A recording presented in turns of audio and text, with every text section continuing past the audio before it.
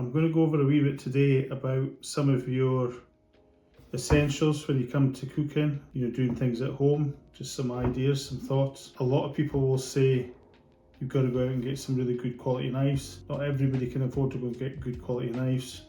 So it's really just having the best knives that you have to use, but the most important thing is probably to have them as sharp as you possibly can.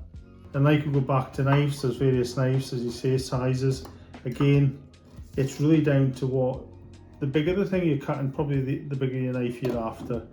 But some of the smaller stuff, you just want a good size knife that is a good handle to your, if you've got quite a big hand, you're obviously probably better with a bigger handled knife, something more like this, so you've got a good grip of that. Again, I tend to have my finger pointing. Everybody's different to the comfort, but that's what I feel, because you'll get more direction when you come to cut things, and that's the same in any knife. So you've got that, and you've got a bit of direction to that. Don't hold the knife like this or like that. There's different ways that you're going to cut yourself more likely if you do it in that sort of form. So then when you come to cut, I've just got a few things here which makes it easier to do. You see this is slightly deeper at the back end there, so that's an easier knife to slide when you're cutting. Whereas you'll find a straight knife like this with no deep end is probably more where you're just going to cut through and do it that sort of way. And again, you'll see with the bigger knife, it's easier to slide the knife and cut things to the size you want. But the big thing with a knife is whenever you're cutting anything, always keep your fingers out. Don't have them like this. Keep them tucked in. So then when you're basically doing that there, you can cut like that. Or if you're cutting down your finger, and the knife is going down your finger like that. So it makes it far easier to control. If you get more confident, say, and you have a big knife, you basically,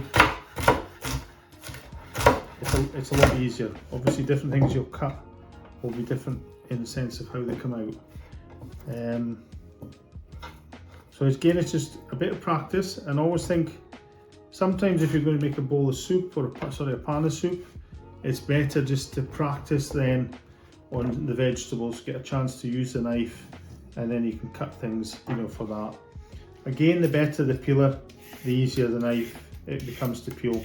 Sometimes you get some really horrible peelers, so it's always worth spending a wee bit more on a slightly better peeler, and you'll get a better result from that. So again, some people, I never like waste. We used to dust them in flour, fry them up, and then you can have them with your pasta dish.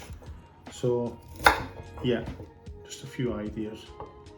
So again, it's like a carrot. So if you wanted to do that, and then you cut them through like that, you've just got to make it how it's easy for yourself. And then it's easier cutting through like that. When you come to the end, you just slow it down a bit. And then you'll get everything that's a similar size. So it all comes up. But it's better to practice before you start.